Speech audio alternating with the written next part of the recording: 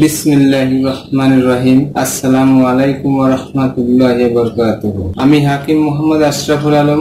আজ আলোচনা করব শুধু যৌন রোগের ওষুধ নিয়ে।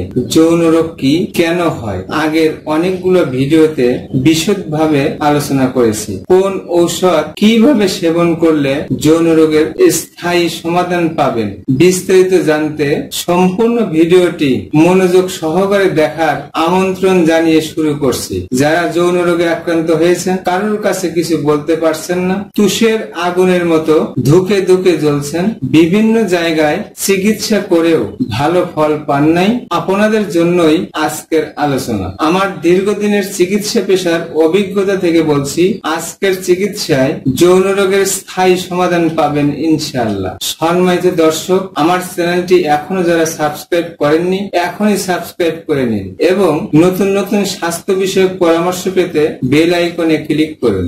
ভিডিওটি শেয়ার করে অন্যদের দেখার সুযোগ করে দিন। আপনার একটি শেয়ারে উপকৃত হতে পারে রোগে আক্রান্ত অনেকেই। আসুন জেনে নেই যৌন রোগের স্থায়ী ও প্রাকৃতিক চিকিৎসা। সম্মানিত দর্শক, মনে রাখবেন, প্রাকৃতিক ঔষধ কখনোই তাৎক্ষণিক যৌন উত্তেজনা বৃদ্ধি করে না। প্রাকৃতিক ঔষধ সেবনে যে কোনো রোগ স্থায়ীভাবে সমাধান করে, আর যে ঔষধ তাৎক্ষণিক যৌন উত্তেজনা বৃদ্ধি করে সে ঔষধ দিন দিন আস্তে আস্তে আপনার যৌন ক্ষমতা হ্রাস করে।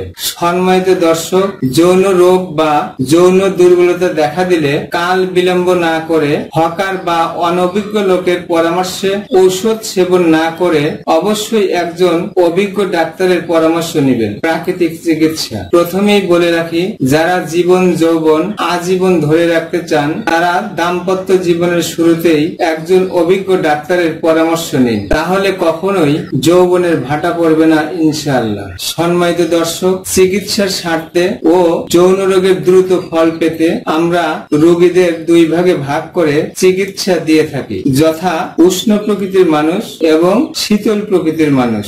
যারা যৌন দুর্বলতা, দ্রুত বীর্যপাত, লিঙ্গ উত্থান অক্ষমতা, পুরুষাঙ্গের শিথিলতা, ধ্বজভঙ্গ ও হস্তমৈথুন জনিত সমস্যায় ভুগছেন, আপনাদের জন্য নিচের ঔষধগুলো অত্যন্ত কার্যকরী। আসুন প্রথমেই জেনে নেই উষ্ণ প্রকৃতির মানুষের যৌন রোগের চিকিৎসা। যাদের মেজাজ উষ্ণ বা গরম প্রকৃতির হয়ে থাকে তাদের জন্য নিচের ঔষধগুলো কার্যকরী। 1 নম্বর, সফুব আবে হায়াত। 1 চা চামচ ওষুধ 1 গ্লাস হালকা গরম পানিতে রাত্রে ভিজিয়ে রেখে সকালে খাবারের 1 ঘন্টা আগে খাবেন এবং 1 চা চামচ ঔষধ 1 গ্লাস হালকা গরম পানিতে মিশিয়ে রাত্রে শোয়ার আগে খাবেন। 2 নম্বর, সফুব সিমেন্ট প্লাস।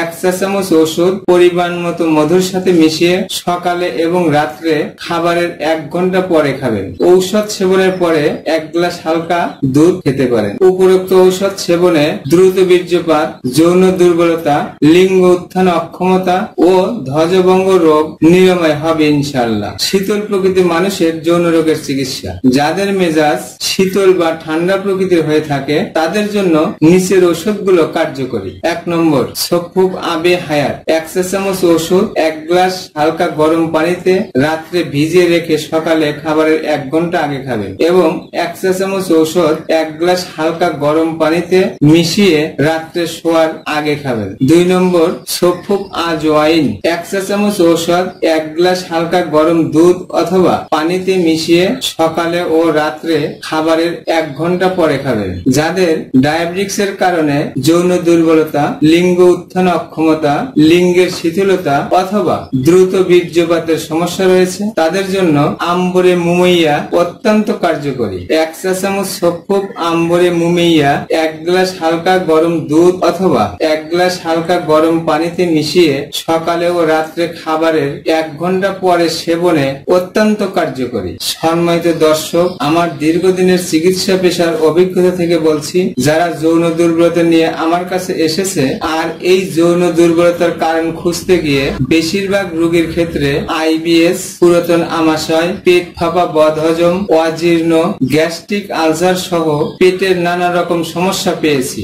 আর পেটের চিকিৎসা করার পরে যৌন রোগের চিকিৎসার প্রয়োজন হয়নি। সুতরাং যারা পেটের সমস্যার কারণে যৌন দুর্বলতায় ভুগছেন তাদের জন্য উপরের 2টি ঔষধের সাথে নিচের ঔষধগুলো সেবনে অত্যন্ত কার্যকরী। 1 চা চামচ সফুক আসুস এবং 1 চা চামচ সফুক বাদিয়ান কাপ পানিতে মিশিয়ে প্রতিদিন সকালে ও রাত্রে খাবারের 1 ঘন্টা আগে খাবেন। হাফ চা চামচ সফুক আজওয়াইন 1 কাপ হালকা গরম পানিতে মিশিয়ে সকালে ও রাত্রে খাবারের 30 মিনিট পরে খাবেন। পরামর্শ: ঔষধ সেবনের পাশাপাশি অবশ্যই চিকিৎসকের পরামর্শে চলতে হবে। সম্মানিত সুধী, আমার আলোচনা যদি আপনাদের ভালো লেগে থাকে তাহলে আমার চ্যানেলটি এখনই সাবস্ক্রাইব করে নিন, ভিডিওটি শেয়ার করে অন্যদের দেখার সুযোগ করে দিবেন। আমার কথাগুলো কোথাও যদি বুঝতে অসুবিধা হয় অথবা বিস্তারিত জানতে কমেন্ট করুন। সম্মানিত দর্শক, আজ এ পর্যন্তই, বিদায় নিচ্ছি। আবারও দেখা হবে নতুন কোনো বিষয় নিয়ে। ততক্ষণ সুস্থ থাকুন, ভালো থাকুন। আসসালামু আলাইকুম ওয়া রাহমাতুল্লাহি ওয়া বারাকাতুহু।